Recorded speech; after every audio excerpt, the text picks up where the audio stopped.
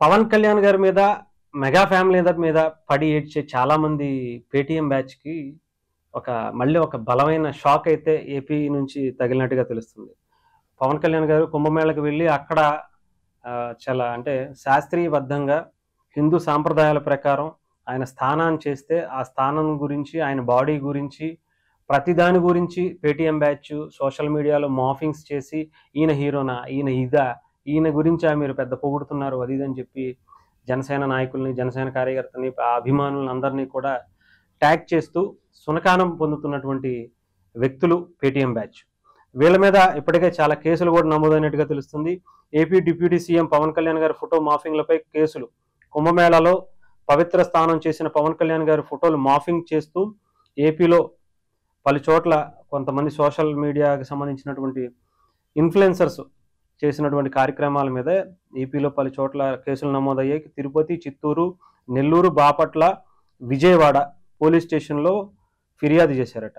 పవన్ కళ్యాణ్ గారి ఫోటోలు మార్ఫింగ్ చేసిన వారిపై కఠిన చర్యలు తీసుకోవాలంటూ జనసేన కార్యకర్తలు కేసులు పెట్టారు.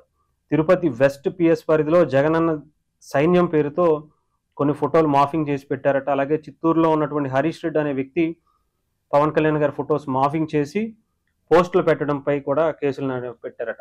ఇప్పటికే గత 5 ఏళ్ళు చెప్పాలంటే జగన్మోహన్ రెడ్డి గారి పార్టీ పెట్టినప్పటి నుంచి ఈ ఫేక్ న్యూస్ అలాగే ఫోటోల మార్ఫింగ్ల మీద వాళ్ళని ఏదో ఒక రకంగా కించపరిచేయాలి, మానసికంగా వాళ్ళని కుంగదీసేయాలి, ఆ ఫోటోలు చూపించి అనుకునే విధంగా ఆయన చేసుకుంటూ వచ్చారు. అయితే దానికి ఇప్పటికే అదంతా కూడా అయిపోయింది. దాన్ని ప్రజలు నమ్మటం మానేశారు. తర్వాత ఎన్డీఏ కూటమి అధికారంలోకి వచ్చిన తర్వాత ఒక్కొక్కళ్ళ తోలు తీసి జాగ్రత్తగా వాళ్ళని ఇంటికి పంపించినా కూడా మళ్ళీ జగన్మోహన్ రెడ్డి గారు 2.0 అని చెప్పేసి వాళ్ళకి రూ. 10 కాస్త రూ. 20 చేశారేమో కానీ మళ్ళీ మొదలెట్టారు. ఇంకా అదే పద్ధతి కొనసాగిస్తూనే వచ్చారు.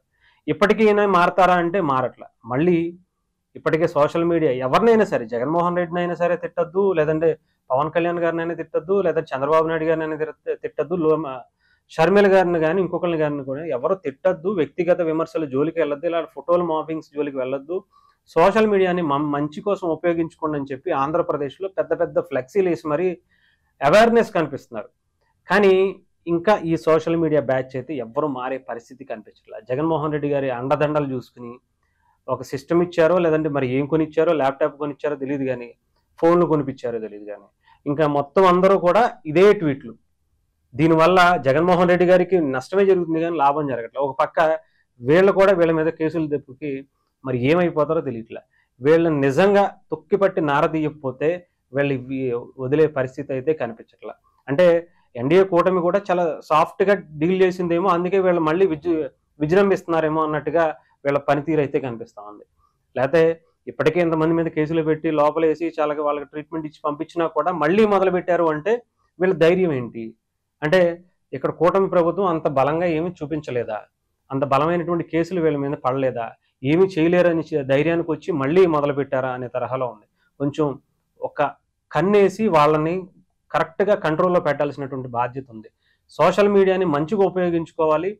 నిజాన్ని నిజంగా చెప్పడానికి చేయాలి తప్ప ఇలా ఇష్టం వచ్చినట్టు రేపొద్దున జగన్మోహన్ రెడ్డి గారి మీద, జగన్మోహన్ రెడ్డి గారి పిల్లల మీద, ఆయన భార్య మీద, ఆయన కుటుంబం మీద పెడితే వాళ్ళెంత బాధపడతారో, ఇటుపక్క మిగతా వ్యక్తుల మీద పెడితే కూడా అదే బాధ ఉంటుంది. సో, ఎవరు చేసినా కూడా అది తప్పని చెప్పే ప్రయత్నం, వాళ్ళకి బలమైనటువంటి శిక్షల ద్వారానే కనిపించే ప్రయత్నం. మరి అవన్నీ వీరు చేస్తారా? ఇవన్నీ మళ్ళీ గతంలో లాగానే తూతూ మంత్రంగా వాళ్ళ మీద కేసులు పెట్టి మళ్ళీ తీసుకొచ్చి బెయిల్ ఇచ్చి పంపిస్తారా అనేది చూడాలి. ఇది మరి ఇప్పటికైనా ఆగుతాయా లేదా జగన్మోహన్ రెడ్డి గారు దీన్ని మార్చుకుంటారా లేదా అనేది కూడా చూడాలి.